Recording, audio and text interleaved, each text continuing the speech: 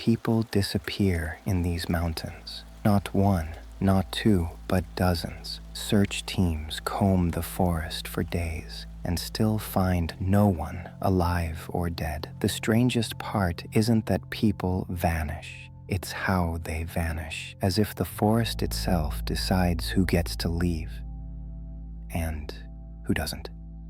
Great Smoky Mountains. National Park looks peaceful only during the day.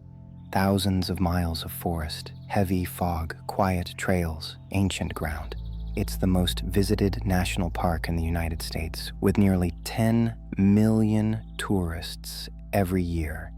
And almost every year, someone disappears. Some are found within hours. Others are never seen again. When you line up the reports, the dates, the routes, a pattern appears. Too many disappearances happen in places where getting lost should be almost impossible. This story begins on June 14th, 1969.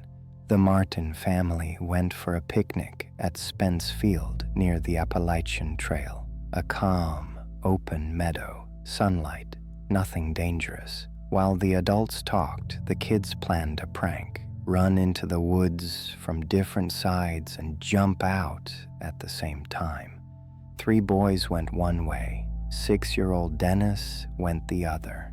He was wearing a bright red shirt, visible even in thick bushes. A couple of minutes later, the boys jumped out, screaming.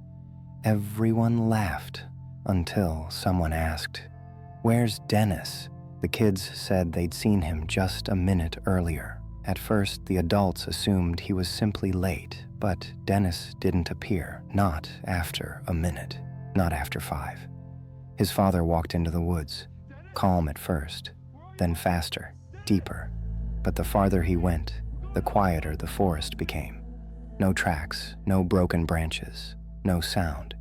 It was as if the boy vanished between 2 steps. A heavy rainstorm hit as the search began, washing away scents, footprints, every possible clue. By evening, the search paused. By morning, they brought dogs, helicopters, and hundreds of volunteers, and still found nothing. Then a strange detail appeared. A family named Keys reported that about 6 miles from Spence Field, they heard a loud, childlike scream and saw a figure move quickly into the bushes. At first, they thought it was a bear. Then, they thought it was a man carrying something on his shoulders. It could have been the key clue. But authorities refused to search that area, saying it was too far. That decision is still questioned today. The search expanded. FBI agents, the National Guard, and even Green Berets arrived. They usually never help with missing children, but this time they worked separately, didn't coordinate with rangers, and acted like they were looking for something else entirely. One ranger later wrote, "They weren't searching for a child, they were searching for whoever might have taken him. But Dennis and all traces of his path were never found." Months passed and the case went cold, like the fog hanging over the mountains. The disappearances didn't stop. In 1976, 16-year-old student Trenny Gibson vanished on a school trip. Clear weather, dozens of witnesses. She walked between 2 groups of classmates, just a few meters ahead and behind. Then she was gone. No one saw her leave the trail. No one heard anything. The path was straight, the forest thin, but she disappeared as if she stepped somewhere the others simply couldn't follow. No tracks, no items, no confirmed sightings. 5 years later, 58-year-old Polly Melton disappeared, an experienced hiker who knew the trails for 20 years. She walked with friends, sped up a little, turned around a bend, and was never seen again. Her boots left a very distinct footprint, but even that was never found.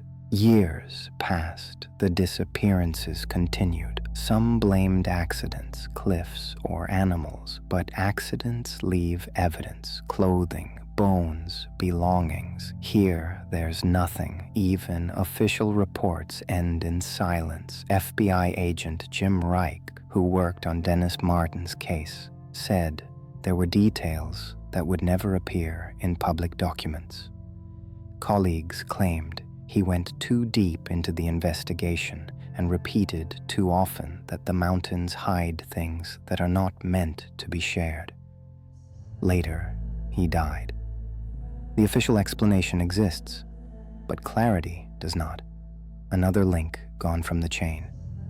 Over the years, rangers created an unofficial map, places you shouldn't enter alone, not because of cliffs or wildlife, but because people disappear there far too often and always the same way, without tracks, without noise, without explanation. Today, millions of tourists walk these trails, take pictures, enjoy the scenery, without knowing that beneath their feet are the exact points where people vanished forever, as if the mountains contain places you can enter but cannot leave. And the more you study the patterns, the harder it is to believe in coincidence. The Smoky Mountains hold far more than they reveal. And sometimes the forest takes those who, for some reason, were never meant to return.